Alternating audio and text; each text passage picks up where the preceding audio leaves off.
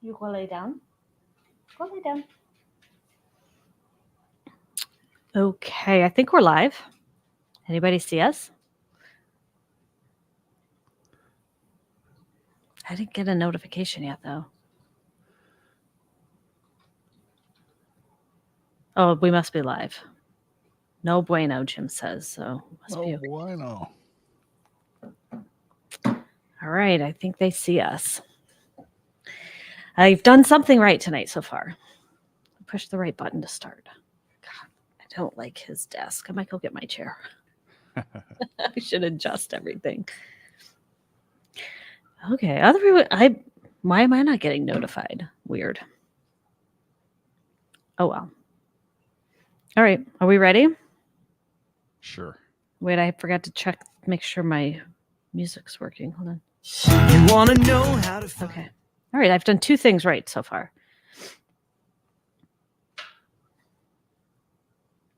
We ready? Yep. All right. 3, 2, 1. You want to know how to find it. Seek it out when they hide it. You know it's in the bag when it's an easy grab. But come on, take a chance now. Go, geocache. And if you need help, we're right there in a flash. If you got a question, just call in and ask. Uncover the stash on the Geocaching Podcast. The Geocaching Podcast. Welcome, everyone. It is Wednesday, and it's 8:30, which means that it's once again time for the Geocaching Podcast.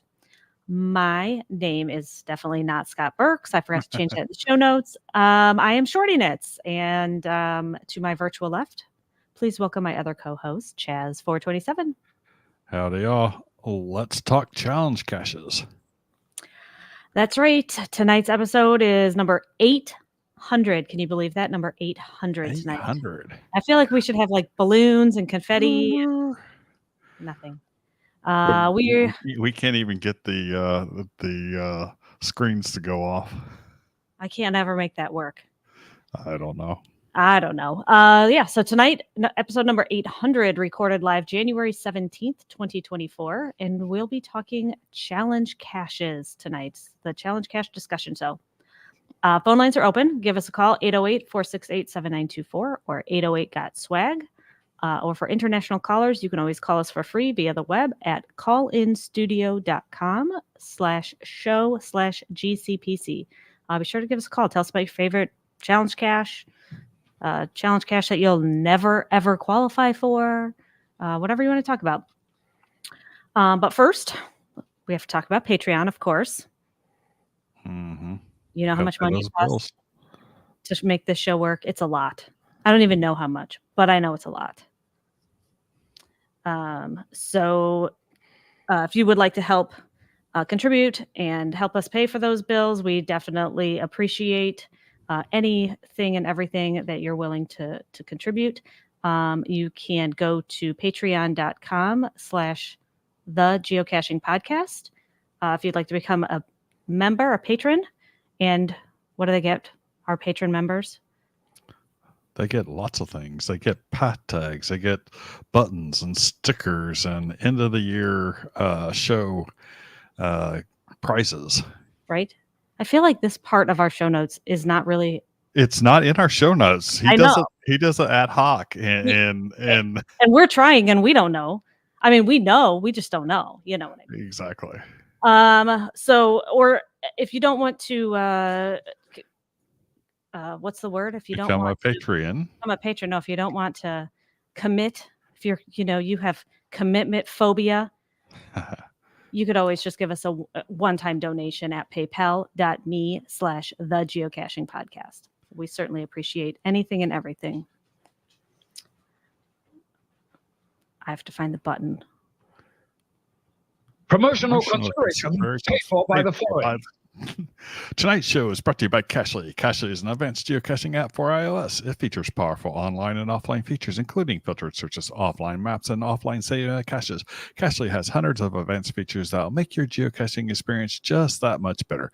Get more info at cachely.com. That's CACHLY.com. It's also sponsored by Logwork. Logwork are the creators of the fantastic logbook made with genuine Write in the Rain paper. The logbook's designed for the micro container of the present and future, geared towards the hider who would rather go caching than do cache maintenance. Find them at logwork.com. That's LOGWERK.com. It's also brought to you by FTF Geocacher Magazine. FTF Geocacher is the magazine for geocachers written by geocachers. With 6 issues a year, FTF offers practical advice, hints and tips, cacher bios and milestones, geocaching events, trail tales, and all things geo-related. Find them at ftfgeocacher.com. And by the Max Suds Body Company. Max Suds Body Company makes handmade bath and body products from all natural oils and butters. Items such as Poison Bee Gone soap, itch spray, and 2-cent choices of bug spray are all great for outdoor enthusiasts like geocachers. At Max Suds Body, we have you covered from head to toe. Find them at maxsudsbody.com. That's MACSUDSBODY.com. And by Practical Geocaching. Practical Geocaching sells utility items for geocaching. Our items are made in the USA, and we always provide free shipping. Find them at practicalgeocaching.com. That's PRACTICAL geocaching.com. And by Arted Crafted. Arted Crafted creates unique geocaching themed tees and custom designs for you or your geocaching group. With adult sizes ranging from small to 5XL, if you have an idea for shirt design and cannot find it, you've gone to the right place. Let them show you how they can enhance your caching experience with your own custom design. Visit them at artedcrafted.com. That's ARTEDCRAFTED.com. And by PackTags.com. For all your swag and pack tag needs, visit our website to get creative help to trade or log tags or to purchase your own personalized pack tags. With over 50,000 tags to collect, PackTags.com is everything you need to start your pack tag obsession. Visit them at PackTags.com. That's PATHTAGS.com. When they go over 50,000, just recently? Yeah, they're at 50,004 as of a few minutes ago. Wow. So I checked that right before the show, so see if I can change it. That is impressive. 50,000 tags. Wow. Yep. And by Geocaching Adventures, LLC. Geocaching Adventures is a full-service travel agency specializing in creating the ultimate worldwide geocaching adventures for cachers and non-cachers alike. What could be better than having your geocaching bucket list vacation all planned and led by a traveling expert?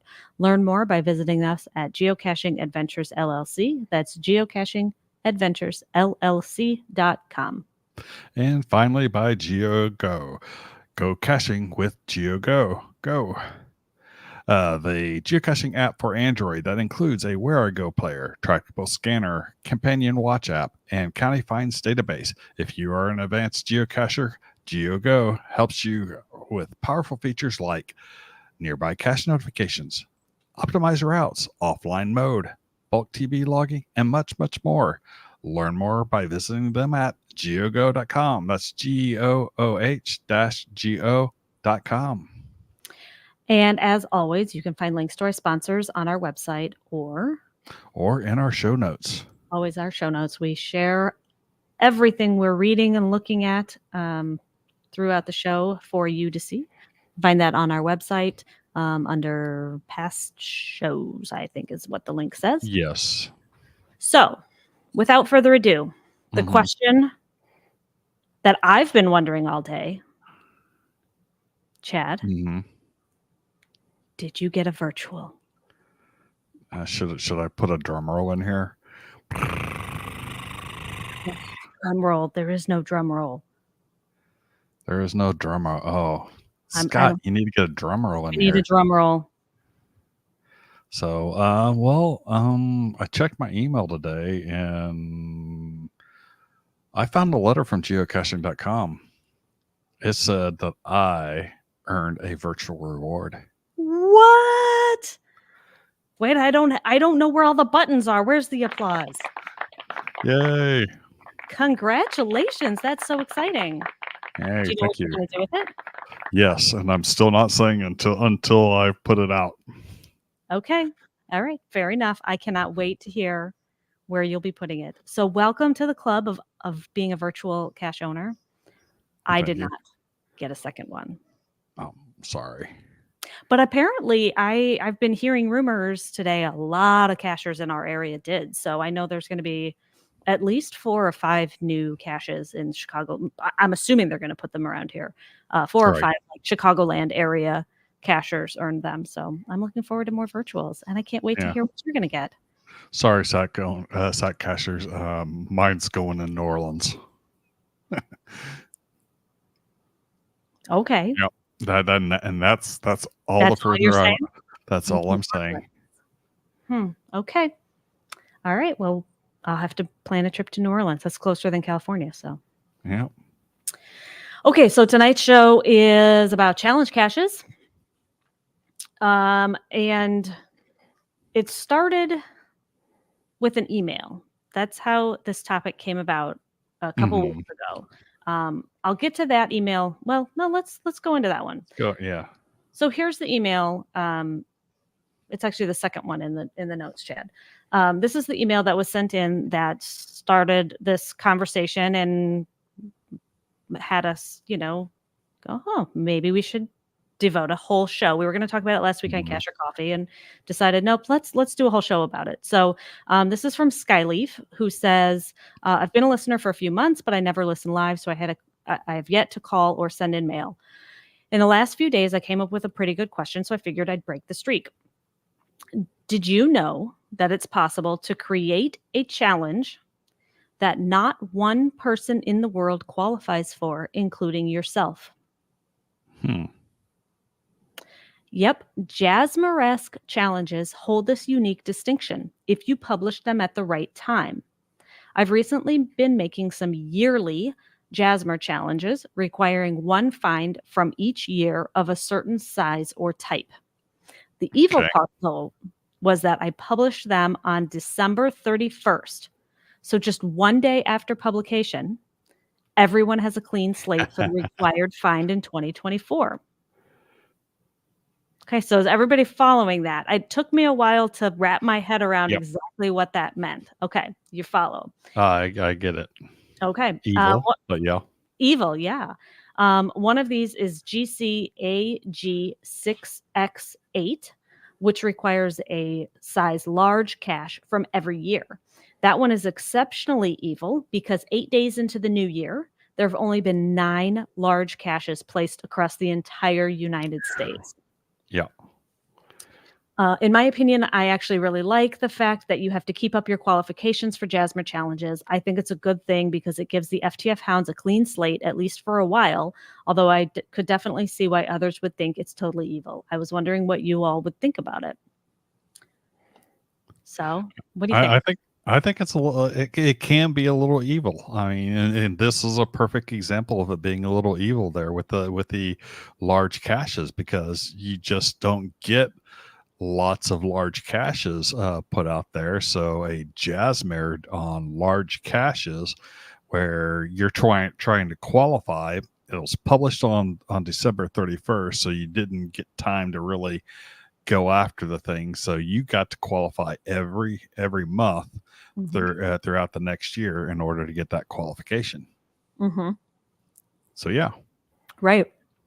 Yeah, I think so. Or having to find one every year. Actually, 2020. I guess technically you would only have to find it through that month. Through that first month. Yeah. The month that you claim it as a find.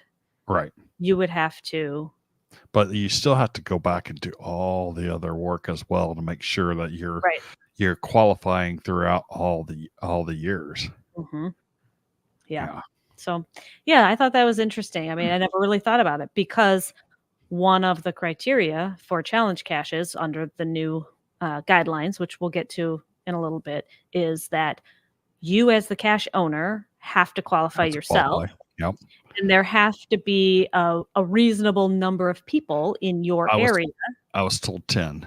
I think that's subjective. Maybe it's subjective. Yeah. And I would think, in really rural areas, that number might be smaller, and really highly populated areas, that number might be bigger. Right. Yeah, true.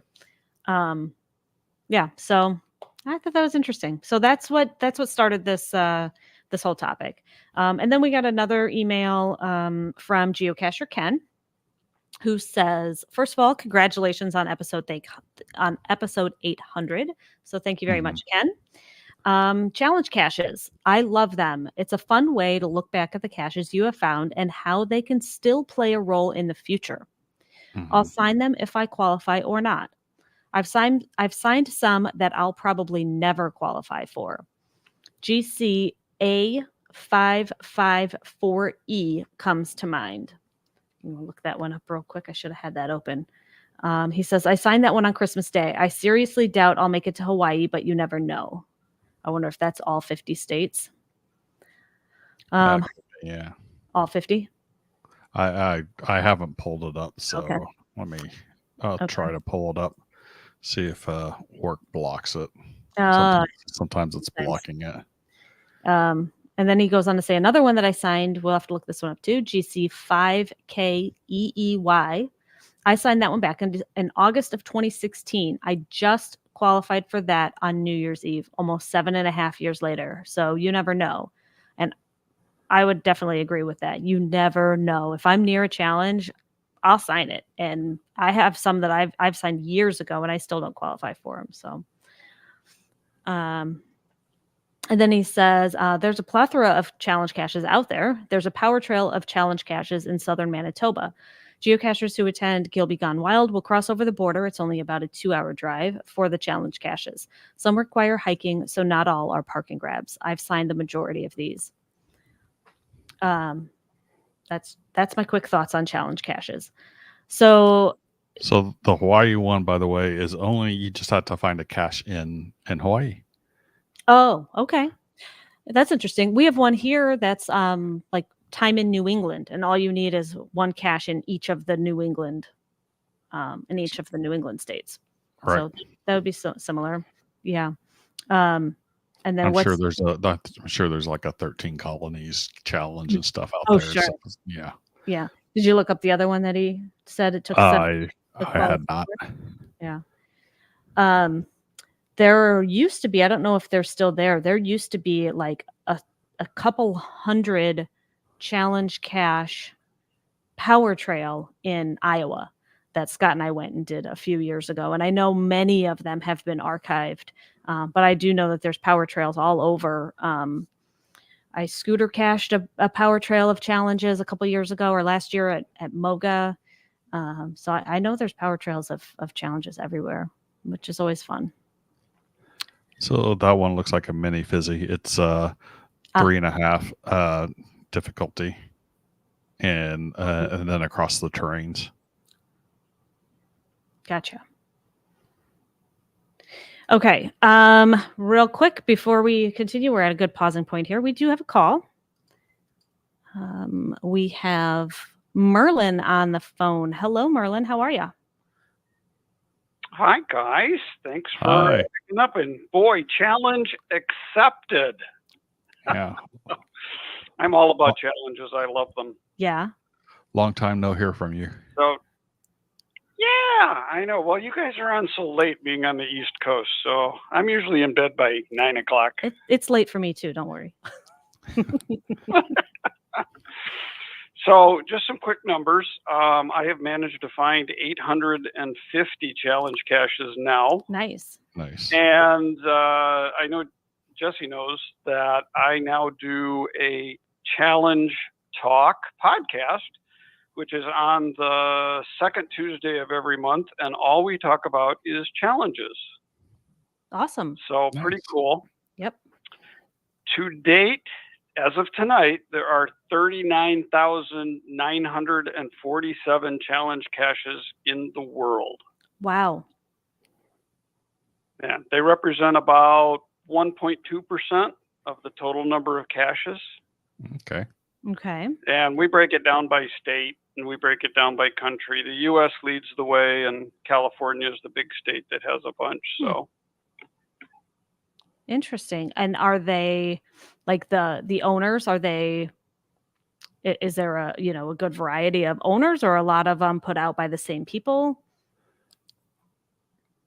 Or haven't really looked for owners. We did do a show on trails where we put together a list of trails and challenges and kind of clusters from around the world. And yeah, there are pretty much challenge caches everywhere. Mm-hmm. I think I would say, kind of like the stats that the Earth caches came out, there were like 40,000 Earth caches and like 20,000 or 15,000 cache owners. Right. I think we would probably see the same thing Yeah. in challenges. If you like to put challenges out, you're going to keep putting a bunch out. Yep. Yeah, that's kind of how I feel too. Like you're either totally into it or it's not for you. I know around there's, a handful of cachers who have, the majority of the challenge caches. Yeah, and usually you often see like a power trail of challenge caches or even GeoArta challenge caches put out by one person or a small group of people. Right. And I can probably count on with my right hand the number I would say the people that have 95% of the challenge caches in my area. I mean, there's going to be a handful of onesie twosies out there, but the trails of them and stuff, they're all done by a handful of people. Sure. Yeah. And then we always find around here that everybody like does the one up. They're like, oh yeah, well, I'll see you that challenge, but I'm going to raise you to this, like the new one around here is counties. There was a 300 county challenge and then a 400 county challenge and a 500 just came out. So, it's kind of fun to see how they evolve. Oh yeah, that's a lot of fun. We've been doing fizzies in our area. Up in Ontario, someone started a 1 month or a January fizzy, February fizzy, all the way to 12-month fizzy. And so I've been trying to get my 12-month fizzy. And then you can do fizzy by size and of course fizzy by type and crazy. Fizzy of challenges. Yeah. If you really want to go all out, I think I'm about 8 away from a fizzy challenge or challenge fizzy. You're closer than I am. I need 30 to get a challenge fizzy. I mean, there's certain ones that I've got a fair number of, but others it's like no. Yeah. I'm 12 away, but most of them are in the difficulty 1.5. They're real easy. Sure. And people that put challenges out like to put them out in that 4.5, 5, 3 kind of things. Yeah. I take that back. I'm 24 away. I was looking on the wrong chart. So, but still, I still got a good way. And there most of them in the I would say the vast majority of them are in the 1 and 1.5 difficulty ranges that I need to go and get challenges for because people like hard challenges. Yeah, for sure. There's not a lot out there. I've looked because I being as challenge addicted as I am, I want to have as many fizzies as I can. And, a 1.0, 1.5 fizzy, they just don't exist. Right. Yep. Well, get on that. Well, what about a 1-1 fizzy or 1 challenge cache? I mean, I would think that find a cache. Find a cache. I mean, okay. Well, I guess someone could put one out there that is that simple. Yeah, find a cache. It could be your second find ever, and you qualify. Yeah, I mean, the qualifier can be anything as long as you can prove it, right? Right. Yeah. All right. Well, thanks for calling in, Tim. If anybody is interested in your show, where can they find it? Your challenge talk, where challengetalk.com. We're on YouTube and all of the broadcast channels, 9 p.m. Eastern time, and the second Tuesday of every month.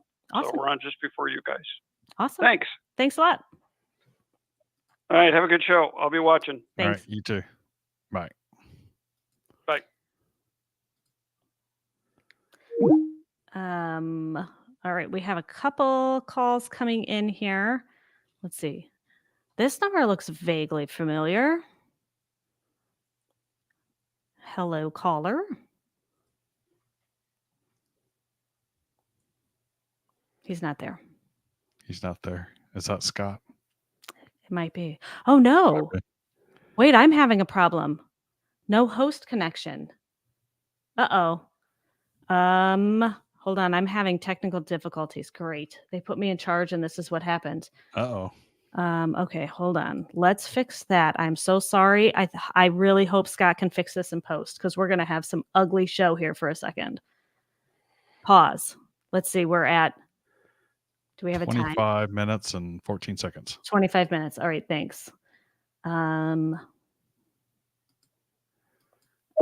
Somehow my call dropped.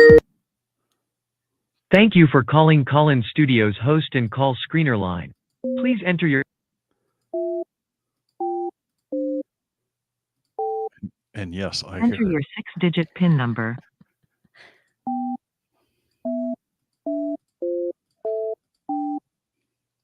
Welcome, host. You are now in the host room and can manage your callers from the Call-In Studio web interface. Let's see if this audio recording is on. Okay, let's see if this works again. We're at about 26.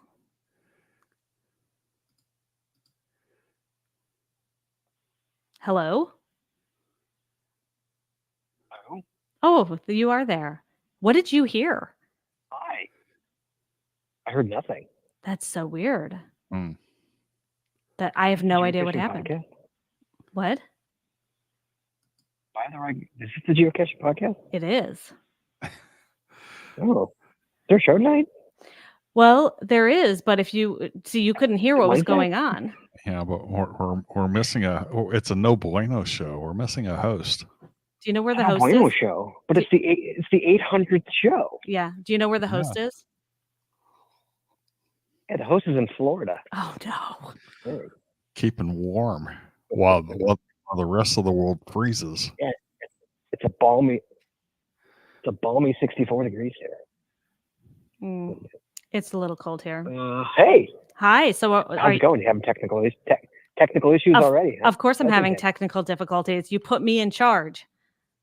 And you called in, so that's bound to cause technical difficulties.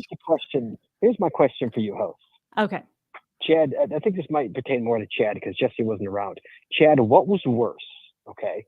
Mm-hmm. Was it HQ teasing us about the air quote new challenge icon, or was it the moratorium coming back with now crappy challenge guys?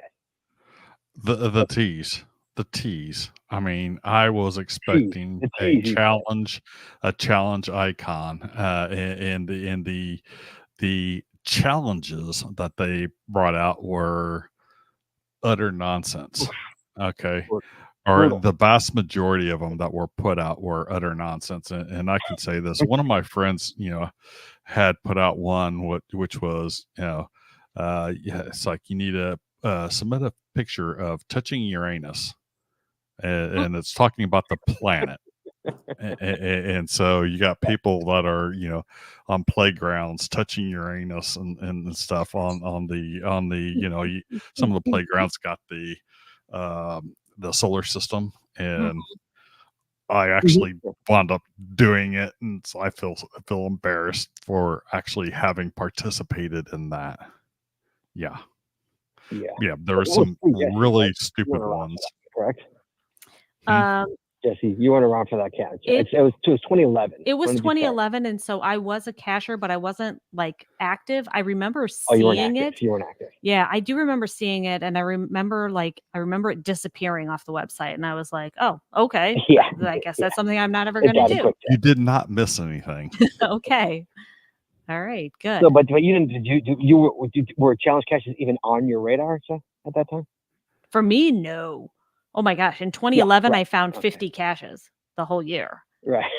So anybody who was a cacher post 2011, if you never heard it before, in 2011, this challenge caches have been around since the beginning, and back before the moratorium in 2014, 2015, it was the Wild West. There were amazing challenge caches that were impossible to find, but you could pretty much do anything. And but there was never an icon for them, so you couldn't find them. You couldn't weed them out. And so everybody always wanted a challenge cache icon. Mm-hmm. And so they hinted in 2011, a hard tease, about like a new icon coming, and it was somehow challenge related, and everybody was so excited because we thought for sure we were getting this, and then we got this crappy challenge thing that they had, and totally disappointed, pissed off everybody. And then we got an attribute a few years later, I think, if I recall, didn't we get an attribute finally at some point? I was just going to bring that up. In September of 2020, they introduced 4 new attributes, and one of them was the challenge cash attribute. So it wasn't, it was just a couple years ago. Later. Wow. No, 2020, they brought on it was out later. The bonus cash attribute, a power trail attribute, a solution checker attribute, and the challenge cash attribute in 2020. All good attributes, but I'm surprised all 4 of those are that late. Yeah. Right. That's from the checker. I mean, the checker weren't standard. And the bonus cash. A couple years before that. The bonus cash really. And bonus cash is for Adventure Labs, yeah. Yeah, but the power trail. But yeah. So 2020. Yes. Okay. So Chad, you say the tease rather than the mandate. Yep. Was worse. Yeah, I mean, they put some pretty harsh rules when the mandate came out in 14. I think it was 14. Was it 14? Mr. Brown? I know you did your research. It was 2016. 2014? The moratorium. 2016? When they it came was back. 2015 through April 2015 through May of 2016. So it was only a year moratorium, and I thought we had plenty of challenge caches out there. At least for me, there's plenty of challenge caches out there to still go find. They weren't archiving them, and they did indicate that they would probably still be a return of challenge caches. They're just right now they're putting a little hold on it. So I would say the guidelines were a bit strict, but I don't know. It's like I do like the fact that it's a love-hate relationship with the enforcing of challenge checkers. The fact that you don't have to do the friggin' homework, because some of the homework on some of the challenges was such a pain. That is like, I'm not doing this challenge just because I don't want to expend the effort of doing all the homework. And I mean, some of them you could I spent hours trying to resolve whether or not I qualified for this one. It was like a combination of your difficulty in terrain plus the type plus the location area plus it's like just adding all these different things, and you need a spreadsheet to try to keep track of it, and if you selected the wrong cache for the going into the wrong thing, I think it was attributes was the other thing that was in there. You can mess up your whole grid, especially you got a cache that's got 20 attributes. Which one do you select out of it? When you got 5 caches finds with that specific attribute, and you're trying to get the difficulty in terrain, keep that high, and just a nightmare to resolve that. And I don't think no challenge checker was built for that, and I don't think you could really build one for that. But that's kind of what made the game so great, Chad. That's kind of what made it so great. Is that back before the moratorium, one of the things they said about the moratorium was they didn't want people to have to change the way they cached, right? You should have to change the way you cache. But to me, that's the whole point of a challenge cache. You're changing the way you cache. You're going for that particular challenge. So you're going to change the way you cache. And they made it so like all those really cool caches, challenge caches that I did over the years before 2016 or 15 wouldn't have been allowed anymore. These crazy challenges that, I don't think that it was the fact that it was a crazy challenge. I think it's the craziness of trying to resolve whether or not you qualify for that challenge. Oh yeah, you can still make some pretty friggin' crazy challenges with the checkers out there. Sure, but isn't that part of the game? That's just part of the game. to me anyway. I mean, I guess I mean, Okay, Jeff and I well, didn't you don't like solving puzzles. I don't like going through needless research to figure out whether I qualify for a challenge cache. Okay, Scott, we're going to go do an 8-stage virtual where you have to do research and email the owner. That's just part of the game. He's no, not going to do that. I choose to ignore it. That's the thing. I choose to ignore Well, it. you can ignore challenge See, what caches. the challenge cache is, you could choose to, but then why put a moratorium on them when people could just choose to ignore the hard ones? Well, people were complaining because they were too difficult, and there was. Oh no, people weren't complaining. No, people weren't complaining that they were too difficult. People were complaining because it was difficult to prove, and one person's method might have been different than someone else's method. And so then people were getting their logs deleted because they didn't prove it properly. And then people would complain to HQ, and then HQ had to get involved. And I mean, they have better things to do than to, babysit and mediate between two players who disagree. By implementing the checker, it's black and white. You either qualify or you don't. Qualify or don't. All right, exactly. End of discussion. I don't know. That's my thought. So. I'm not disagreeing with you, but the part of the charm of the challenge caches where they were like stupid crazy. Sure, like and some of them still are. Yeah, you can still create stupid crazy. You can still create stupid crazy ones with a checker. Absolutely, some of them still are. But that doesn't mean they're gonna get. That doesn't mean they're gonna get passed. Well, that doesn't mean. Well, the only restriction there is whether there's enough people in your area that qualify for it. So you have to qualify it plus a reasonable number of people in your area. Why does that? Playing devil's advocate, why does that matter? That is the one point that I don't particularly care for. I think they should say, if nobody else qualifies, that's fine, as long as you qualify for it. As long as I do. So if I go find a cache, I tried to put it. What, Jess? If I go find a cache in like every country on 3 continents, I could put out a challenge cache that maybe one other person in the world would qualify for, and that's okay. Pre 2015, yes. Now, no. Right. But pre 2015, yeah. Right. Like for an example, I tried to put out a 15 icon day challenge. Okay, and I got denied. Yet Revere Smith wouldn't do it. He wouldn't let me put it out. He says it's too hard. Well, yeah, that's a challenge cache. It's supposed to be hard. Right. But like, I can't argue with the reviewer, But like, that's the whole point of it. It's supposed to be hard. Right. It was easy. Everybody would do it. Right. Okay. All right. We have a couple more calls. You gonna hang on the line, Scott? Now you go. I'll go do mine. All right. Okay. You guys. You go enjoy Florida. Everybody. Yeah. I'm gonna go happy get an 800 show, guys.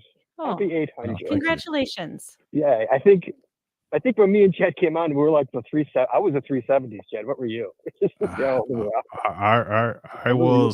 think I was in the 390s. I think. I was the 370s.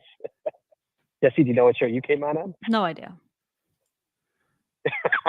2017? I came in 2017. Whatever show we were on. 2018. You came in 2018. No. You did. Yeah, we rebooted the show in 2018. No, it's before we moved to this house. Oh yeah, we moved here in 2018. I don't know. Anyway, I promise you. Okay. We rebooted the show in October of 2018. Okay. So maybe we moved here in 2019. I don't know. It's all a big blur. All right, well, go enjoy. All right, go happy enjoy. 800. All right. We'll see you guys. I'll see you guys next week. Okay, bye.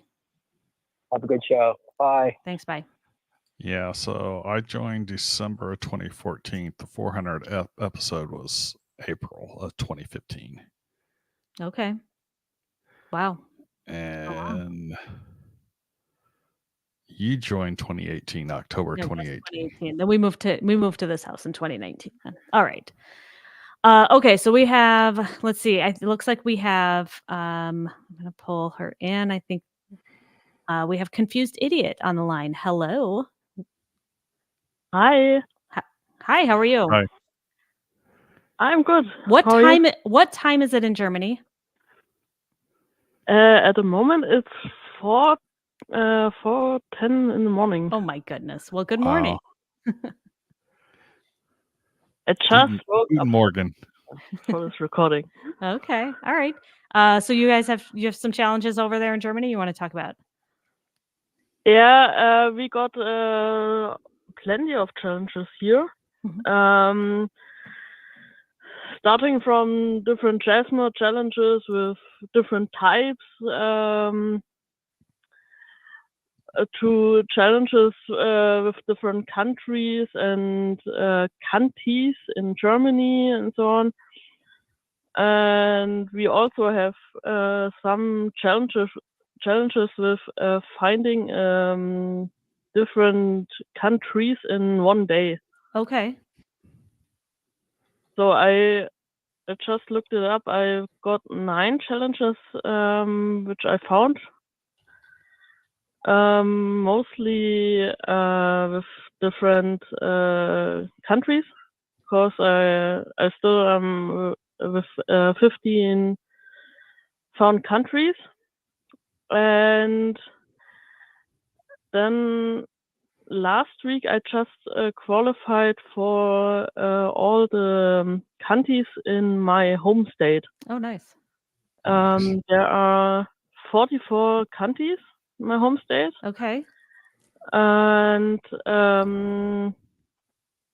I went to find them all, and it's a bit a driving challenge, because you need from north to south like 4 hours of driving with stopping and finding those caches.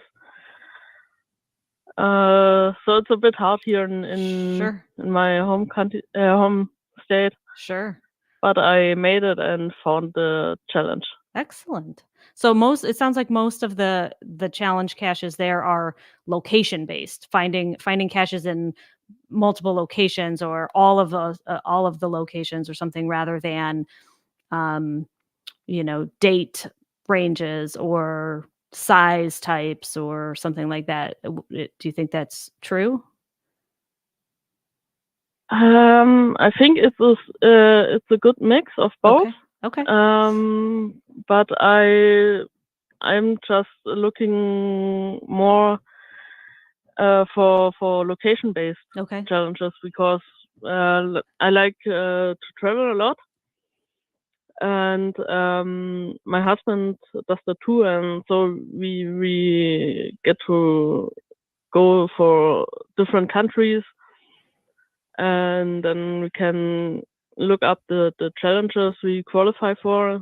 But my husband isn't that crazy into geocaching like me, so he always says, "Oh no, geocaching today and not today," or something like that. He wants to do everything later, and yeah. But I'm like, okay, we are on our way to this country or somewhere, and then we can stop for a geocache, can make it, or a challenge then on the way. Yeah. Just one. That's all you need, right? Just one. My husband's only okay with one, but I'm like, okay, we have there one cache, then the next is like 200 meters to the other direction. So I'm like, okay, I'm doing more challenges and or more caches, and then my husband gets annoyed. Yeah. Funny. That's funny. So, do you mind if I ask what state in Germany you're in? Baden-Württemberg. Ah, that's the only state in Germany that I actually have a cache. Yeah. Or I actually found caches. I found, I think, about 12 or 13 on a stayover on a flight back from Turkey. Yeah. Nice. All right. Well, thanks so much for calling in. We certainly appreciate it. And I hope you have a good day. Good morning. Go get some breakfast. Yeah, I had already my breakfast. All right. Thanks a lot. Thanks. Thank you too. Yeah, I've been to a lot of Germany, but only one like fly in and out, spent the night near Frankfurt. Okay. And so that was the only time I've had cash there. I was even born there. I lived there, but that was 40 years ago. God, that's sad. More than 40 years ago. Yikes. I don't know how that happened. All right, we have another call. I don't know why we even bothered preparing show notes. We'll just take calls all night. I certainly like this. Next we have Kelsey on the line. Hello. Hey. How cold is it in North Dakota? Oh man, I have to check real quick. Right now it is -2. It feels like -18. Ay. We made it up to 15. It's on the upswing though. Yeah, here too. We're actually Yeah, Dickinson hit a record this weekend at -70. Oh my gosh. That's like great. But I mean, really, what's the difference between like -30 and -70? It's all the same at that point. Oh yeah, and like it's supposed to swing up into like I think it's supposed to be like in the like low 20s next week. Yeah. And like, oh my gosh, we're all gonna be out in t-shirts. Yeah, I know here too. That's what I was thinking. I went out today and it was like 15, and I went, oh, I don't know why I even brought my coat. I'm sweating. Right? All right. So meanwhile, Scott's in Florida going, what? I know. He sent me a picture of like the palm trees, and I sent him a picture of my car completely iced over. So yeah. So what's going on? You got some challenge caches to talk about? I have challenge cache questions. Okay. And I've published quite a few, but I've always been like prompted because I've published a few. I've always been prompted with the questions of how do you get one published? And it's fairly simple unless you have a unique idea. For instance, I have a cacher in my area who wants to have a challenge cache out that is exclusive to our county that we live in. And he always asks me, I love him to death. He always asks me how I would do it. And I always have to say, I have not an idea how to even start with a challenge checker or finding somebody I know that can make a challenge checker. And so I thought I'd prompt the idea to you guys tonight and see if you can come up with anything. All right. Well, Chad has a little bit of experience with challenge checkers, so I'm going to turn this over to him. What kind of advice can you give us, Chad? So I guess the main thing is you need to find a challenge checker out there, or at least if you can't find a script that actually works for your cache. So you can do some searches at the on Project GC, Project GC/tool/challenges, and I'll paste that into the chat room there, and you can search for like keywords for what you're actually looking to do, like if it's number of states to be found, etc. Just start looking on those keywords. If you can't find it, there's another link in there to the forum, and you can go onto the forum and ask if there is one, and if there isn't a challenge checker, ask that one be created. Now you'll wind up probably being put in a queue, but they're pretty helpful on that. So do you want to divulge what the idea actually is, or kind of keep that to yourself? Well, no, I mean, I'm not.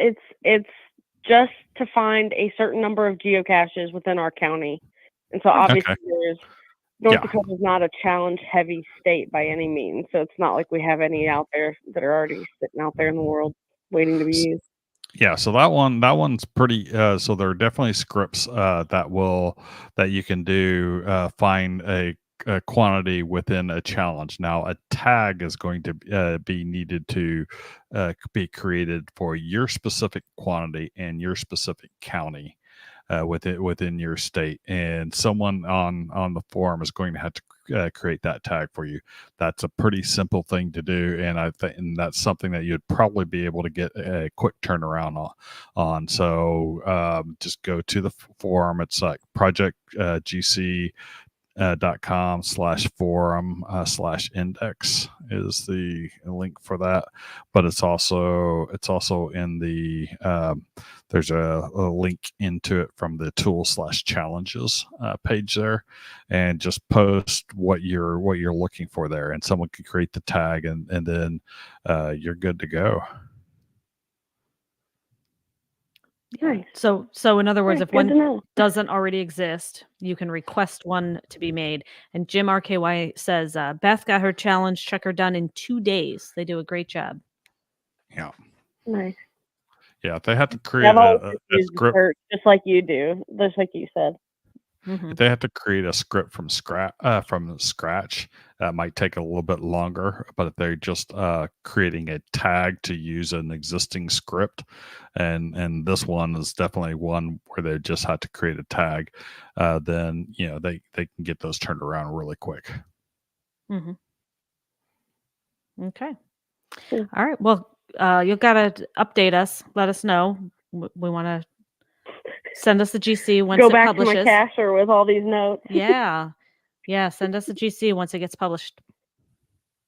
Oh, absolutely. All right. Good luck. Thanks for calling. Thanks, guys.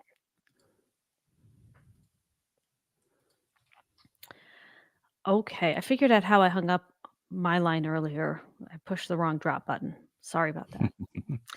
All right. We still have more calls, Chad. Okay.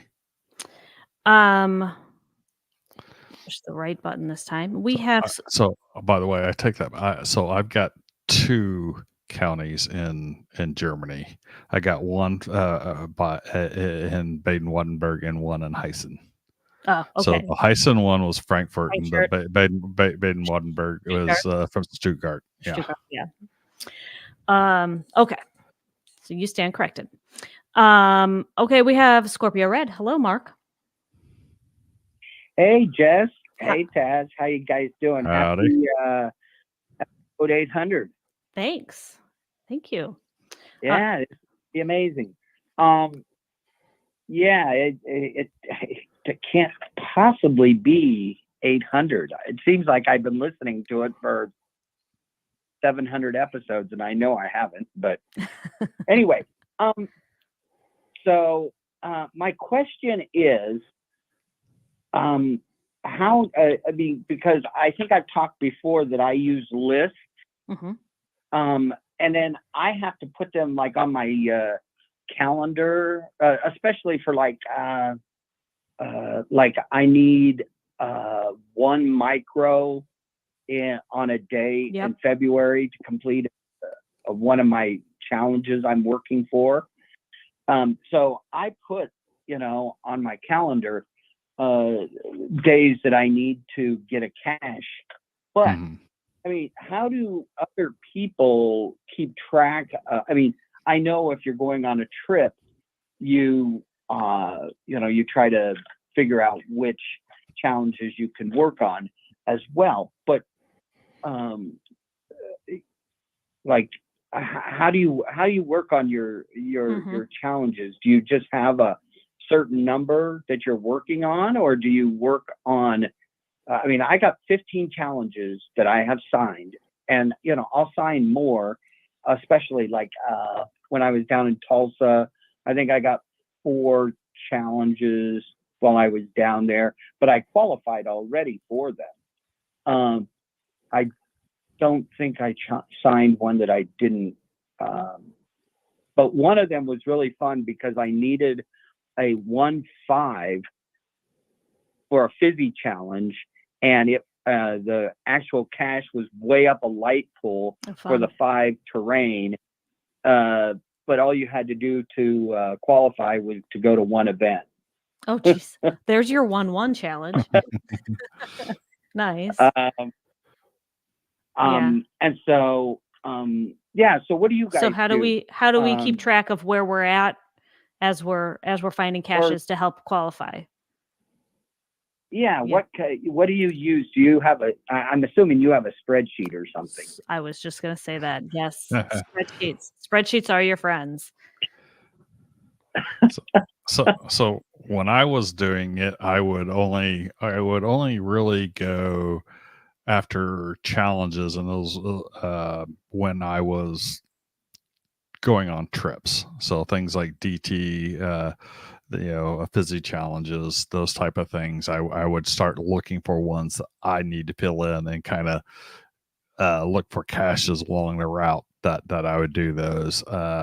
There's some others, like some local challenges where I really wanted to solve the challenge, and it's just like, whatever it is, I start putting a list together of different things that I need, finding those caches in GSAC and marking them down as caches that I need to get for that challenge, and then working on it. Recently, I really haven't been specifically focused on working on any challenges.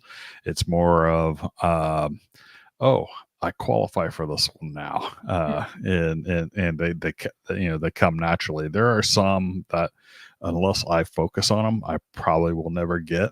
And right now, I just don't have the time to focus on them.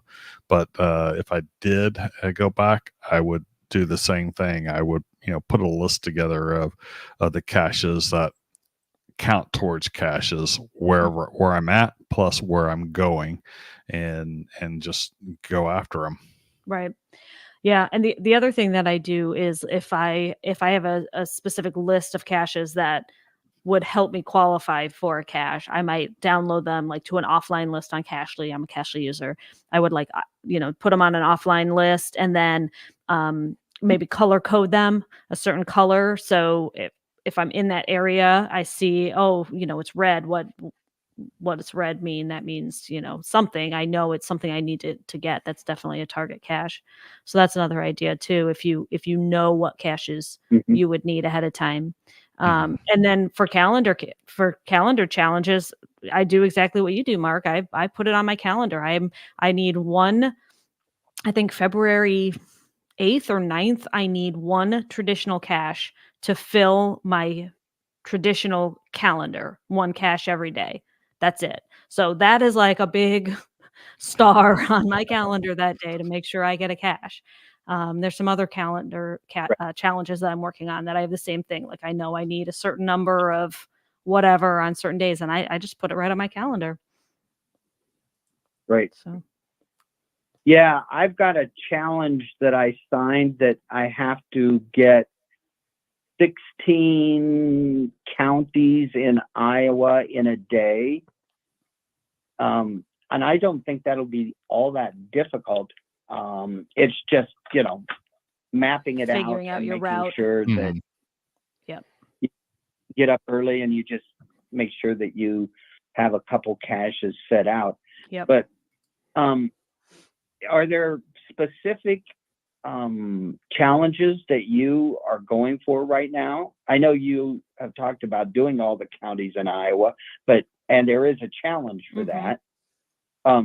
Is there a specific challenge that you guys are going for? For me, I'm not really working on anything like super specific. I am working on, I put some notes here. Hold on. I'll tell you in 1 second. Nope. Why aren't you showing me what I want to see? I'm working on a double Jasmer. I have 2 left.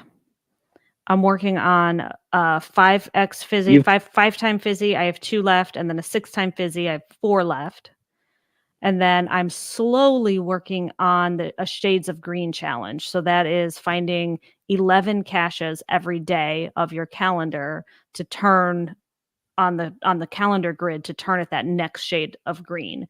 So I need about just under 90 days, and I'm not going to do it this year. So what I've decided is this year, if that day falls on a Saturday or a Sunday, I have to make sure that happens. And so it might take me like 2 more years to get all of that, depending on what day of the week those dates fall. Jesse? Yeah. Exactly what that means. You need to find 11 caches every day in order fill your calendar. 11 caches found every day. Right. They don't have to be in the same year, but 11 per day. No. Yeah. I'm working on a 4 times 366 challenge, and I'm not. And it sounds like you're doing much better than that. I need like 3 days to get a 4 times 366. Yeah. 11 seems insane. Well, I don't know how. I mean, I have some where I only had 1 day. Like I had to go out this past weekend and get 10 because I only had 1. Right. I would say I've got a ton of days that I only have 1. Right. Yeah, especially in like January, February. Right. Yeah, I'm working on, I think I've got 4 days left on my 4 times challenge. I can't. Yeah. Of course, I've got a bunch of that I've got over 11, but where's that challenge at? There's one here in Chicago. It's called the Shades of Green Challenge. I'll see if I can find the GC for it. Shades of, oh, there we go. Fizzy Shades of Green. No, wait. That's a Fizzy Shades of Green. That's not the one I want. But there is a Fizzy Shades of Green. Yeah, I'm not sure. Just, what do you? Just look up Shades of Green Challenge. So.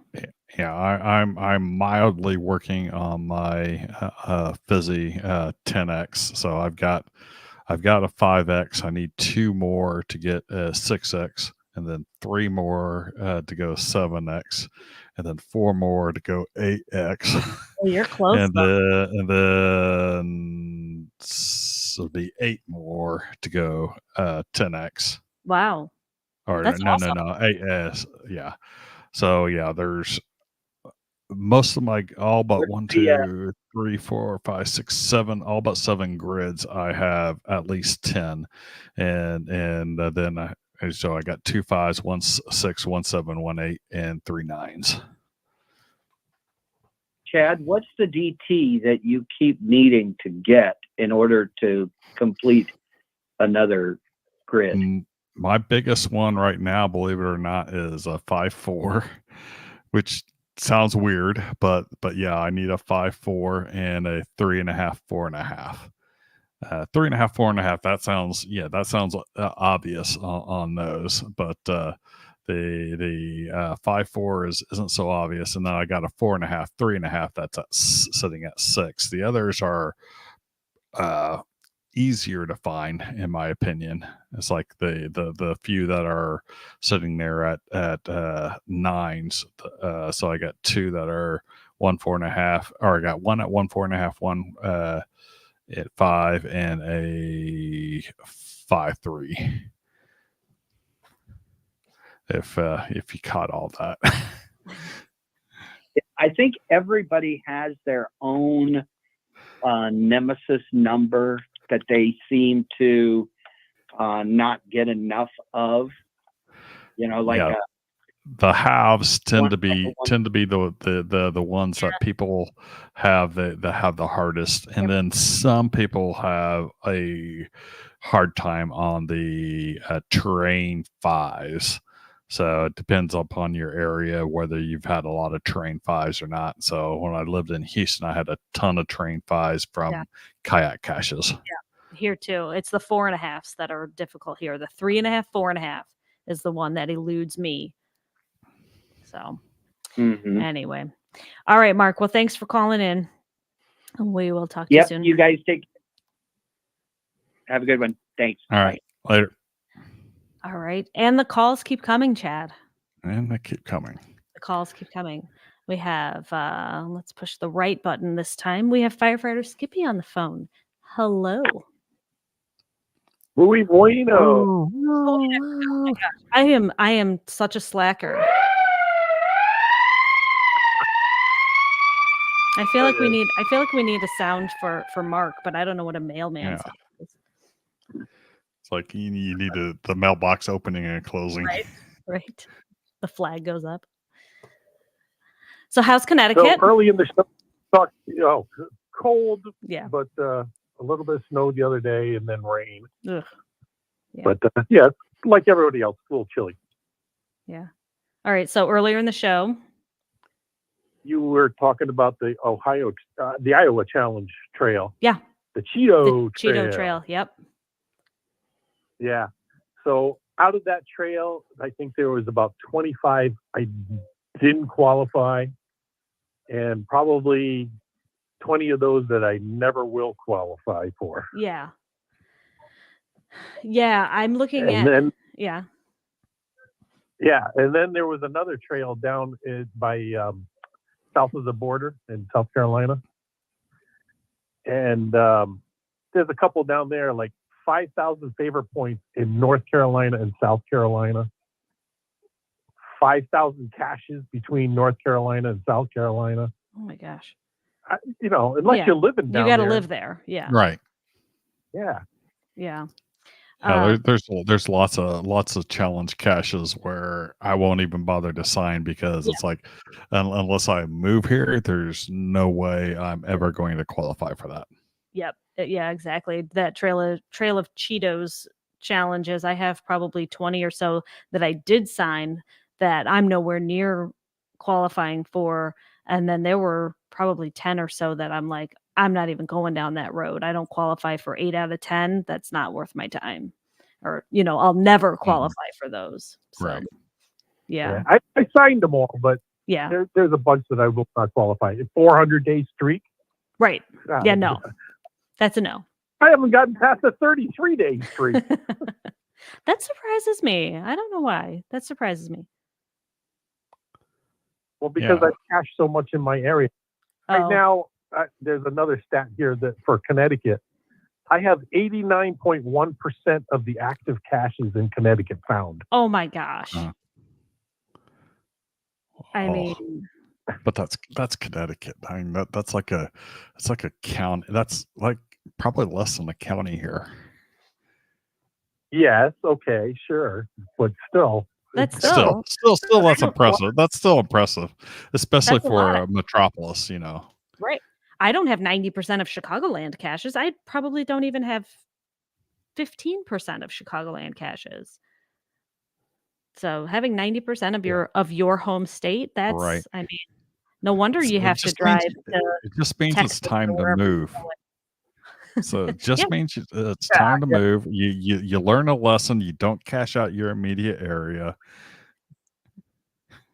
That's one of the lessons that I think new cachers learn after a couple of years when they start going into challenge caches. Is like, I've cached out my immediate area. This is now more of a pain to do. Mm-hmm. Yes, I totally agree. Yep. That's crazy. But this year, my goal is to finish up Vermont towns and counties, 251 towns, and I think I've only got 45 towns left to go. Wow. Nice. So every cache every single town in Vermont has at least one cache. Correct. And what happens if there's one and it gets archived? Somebody makes sure another one gets put out? I guess so. There is a stipulation in the challenge where you can, I forgot how they said it, but if there is no cache in that town, no desire to cache, maintain a gun so many miles from. There's a couple of rules in there about that. But, okay. They can look on it, but for the most part, they're keeping up on keeping a town, at least one cache in every town. Do they have a lot of really more challenging to get to rural areas like Maine does, or? There's a couple of areas that I went to where you had to drive out logging roads to get to the cache, and some of those logging roads might be closed at certain times of the year and stuff like that. So yes, there are some of those challenges. Yeah, I found a few like power trails along logging roads that were actually pretty enjoyable doing. Although your car's constantly going over the half gravel, half compacted earth. Yeah. Yeah. As long as it's a rental, I'm good. Right. There you go. All right. I'm going to close the phone lines now. Unless you got something else. What else you got for us? Oh, that's it. That's all I got. All right. Well, thanks for calling. Yep. Have a good night. All right. Talk soon. All right. Okay. Before we wrap things up here, we do have a couple of questions and comments in the chat. The first one is from Joe Fro, who says, I want to do a challenge cache that requires one to have to listen to an episode of the GCPC. The proof would be a screenshot of you in the chat room. If only. Yeah, I don't think your reviewer is gonna approve that. I don't think a challenge checker would work on that. So no. Okay. Mike T wants to know, does anyone have an effective way to keep track of signed but not yet earned challenge caches so you remember them later? Yes. It's called Project GC. Yes. Becoming a member on Project GC, if you when you go on your profile stats and you click the challenge tab on there, it has a list of all the challenges that you have signed and qualified and approved for, but then you scroll down to the bottom and it's got the challenges signed but not yet logged as found, and it even highlights them as qualified or not qualified if they have a checker. For the ones that don't have a checker, it just kind of leaves it blank there. Yeah, I use that all the time. So, and then that leads into the next question. How often do you check that? And when you see that you qualify, when do you log it? This is always a hot topic. So I check it when I need a cache. Right. So I did check it on. So I think we signed 22 challenge caches on our 24 challenge caches on our January 1st run, and I qualify for all but 3 of them. But you haven't logged them yet? But I have not logged them yet. Okay. I probably have over 100 caches that I qualify for that I have not logged in. Okay. So I'm GSM times 2 would indicate that I'm a cheater, but there's no stipulation on there that you have to log them when you qualify. Yeah. So Glenn says sign it when you find it, log it when you need it. Yep. All right. So my general rule of thumb is if I qualify for it the day I sign it, I will log it as a find that day. If I sign it and I don't yet qualify, I will post a note saying that I've signed it. And then at that point, it shows up in my list of challenges signed but not yet logged. And then every once in a while, I'll be like, oh, I'll go and check those. But then I'm like, okay, do I log it today because today's the day that I've realized that I qualify, or do I try to figure out about when I qualified and backdate it? I have done that. I've done that a couple of times. Like, I know I qualified around this month, so I'm going to do it then rather than like 2 years later. So one thing I did not mention, so in order to track these, you do have to do a write note in the log. So you do a write note saying that you signed it or something like that. Right. I assume that everyone does that, but and now that I think about it, not everyone necessarily does it. They might just have their own little list of things that they've signed and might not have done. They posted a right note. Yeah. And before Project GC, I used to just keep a bookmark list of caches signed but not yet qualified. But one thing that some people do is they would put a note on the cache page saying, I qualify for this. Not that I've signed it, but like they're like pre-qualifying so that at some point they'll go back later and sign it and their qualifier is already there. Which if that's all you do, it's going to show up as signed but not found. And so you can put in brackets not signed in your note. Mm-hmm. And so then Project GC won't include it in that signed but not signed. That's good that they do that. Mm-hmm. Yeah, what I've done in the past on ones that didn't have checkers is I would put in my qualifications in the little note thingy, the little your personal note. Yep. Personal note. That's it. Right. Yeah. Yep, I do that too. I do that as well. Okay, and then we have just one more comment that I want to mention. Glenn Morton says, I have a series of souvenir caches from 2, which your very first find earns you 2, the state if in the US, the state and the country, through 200 souvenirs. And there's a challenge for every 25. So at 2, at 25 souvenirs, at 50 souvenirs, at 75, 100, etc. And that reminds me of one that I signed, probably back in like 2014. It wasn't too long after. When did they start doing souvenirs? I don't remember. Before I started. Okay. But it was only for like your country, right? Like there were very specific things that you earned a souvenir for. It wasn't now where you get one when you attend a mega and you get one for, finding a cache on Earth Cache Day and for, like now they were US states, a very select number of countries. They didn't have all the countries on there. Right. It wasn't until somewhere I want to say in 2011 that they started adding in other countries. So they said somewhere around that time frame that they're going to start adding all the countries in the world where there are caches, and they were adding them periodically. Right. But yeah. Yeah.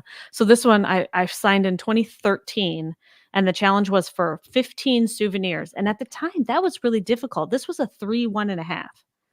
So to have 15 souvenirs was pretty difficult. But as I was looking at this, the thing that made me laugh is back then you could double log a cache.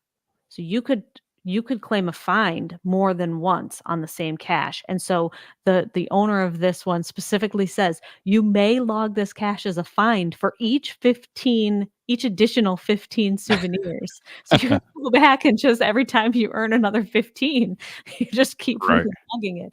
That just made me laugh. And so it just goes to show that like challenges don't necessarily age well, right? Like something that might have been very difficult 10 years ago, like a 6 icon day. Oh yeah. That was a huge deal, right? Now it's like there's a 10, 11, 12, and 13 icon day challenges here in my local area. Yeah. And they're not going to let a 14 or a 15 slip by on there, but those were older caches, and there weren't very many people that had qualified for them. 10, you had a fair number, but once you started to get 11, 12, 13, those were much harder. Yep. Yeah, for sure. Yeah. Glenn says my first 5 was for having 100 souvenirs. That was really hard at the time. Yeah, I agree. So it's interesting to me to see how the game has evolved over the years. So anyway, okay, we are like way over. This was a no bueno show. I gotta go to bed.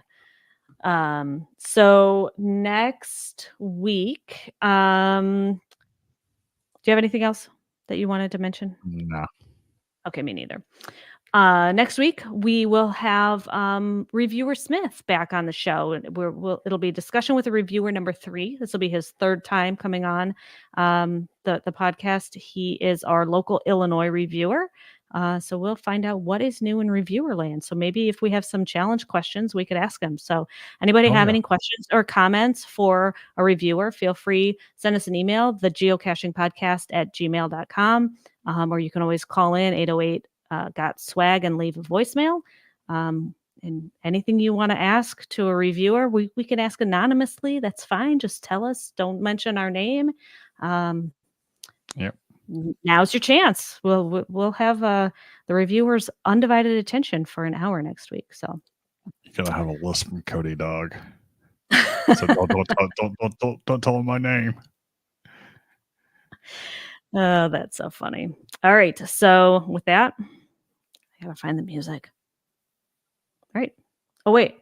No, you gotta play. I don't have to do anything anymore, right? I just hit the button. He changed this whole thing. Oh, wait. We're gonna ask him why he won't let Scott create challenges. Yeah, because he's Scott. All right, everyone. We'll see you next week. Please join us again every Wednesday night at 9:30 Eastern, 8:30 Central as we stream live on Facebook, Twitter, YouTube, and on our website, geocachingpodcast.com. The archived video versions of our podcasts are available on our website or on our YouTube channel, and the audio versions are available wherever you find your favorite podcast. If you like the show, please head on over to Apple Podcasts and rate, review, and subscribe. We really appreciate it, and it really helps the show when you do. If you prefer to watch the show, make sure you click that subscribe or get notified buttons to know exactly when we go live. And hey, if you haven't already, please consider becoming a patron of our show. With tiers starting as low as $5, you will get a ton of additional information, extra video, extra audio, only available to our patron members. Please head on over to patreon.com today and subscribe. That's patreon.com/thegeocachingpodcast. Thanks once again to our sponsors, Cachly, Logwork, FDF Geocacher Magazine, the Max Odds Body Company, Practical Geocaching, Ardent Crafted, PatTax.com, Geocaching Adventures LLC, and GeoGo. Please visit our sponsors, and when you make a purchase, you tell them the GCPC sent you. That's all we got this week, so we'll see you next week talking geocaching, taking your phone calls. In the meantime, be good, be safe, hug your loved ones, and we'll talk to you guys next week.